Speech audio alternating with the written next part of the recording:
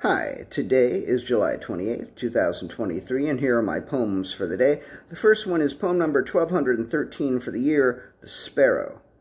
The sparrow was waiting for me when I arrived at the bench and kindly posed for a picture. The sparrow was like, yeah, I know I'm fucking adorable, but don't get used to me because I'm flying off in like 5 seconds. And 6 seconds later, which is as much like 5 seconds as a number of seconds can be, the sparrow flew off. If I had been sad, the sparrow would have offered me solace. If I had been mad, the sparrow would have chilled me out a little. And if I had been glad, the sparrow would have increased my happiness. But I was nothing. Not nothing in a bad way or nothing in a good way, just nothing. I was nothing. But when the sparrow left and I was left alone to sit and wait on the park bench, I was something. I was something, thanks to the sparrow. Poem number 1214, Dogs with Bells. Beautiful big red dogs, not as big as Clifford, but pretty fucking big, passed me by just as the sparrow left.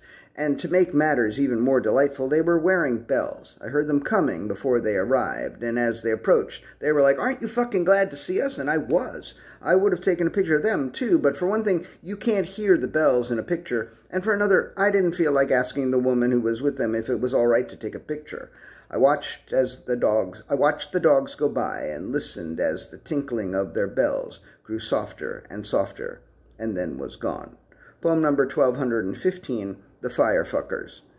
The most amazing circus act I ever saw was the Firefuckers. They were from some Eastern European country like Romania or Bulgaria or something, and they were the bravest couple I have ever seen. I held my breath as the fire licked and lapped at their genitals, which the Firefuckers referred to as the warm-up. You would have thought I'd be prepared for what came next, but as the fire penetrated and was penetrated, I was astonished. The entire act lasted less than 5 minutes, but both of the Firefuckers declared that the fire was a great fuck. And that night, the night I saw the Firefuckers, was the closest I ever came to joining the circus. Poem number 1216, The Body. The body was set to arrive in due course. And Leroy, the undertaker, said to Samuel, the other undertaker, the body will arrive in due course.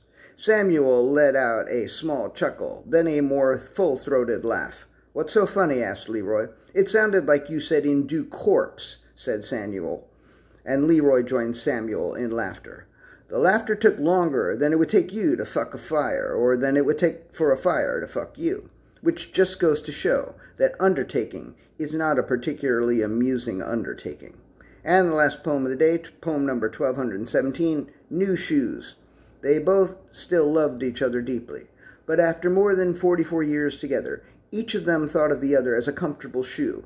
One morning, one of them said, "This is all well and good, but isn't it strange that each of us only has one shoe? I mean, what about the other foot?" The other said, "Are you suggesting what I think you are suggesting?" And the one said to the other, "I am." Then they each went to their respective laptops, and each ordered a new pair of shoes. They both were so excited about the new shoes that even though it was barely past 10 a.m., they went back to bed and spent the rest of the day there. All right, that's it. Thank you. I appreciate you. Thank you. Go fuck a fire. Or let a fire fuck you. I don't fucking care. I appreciate you.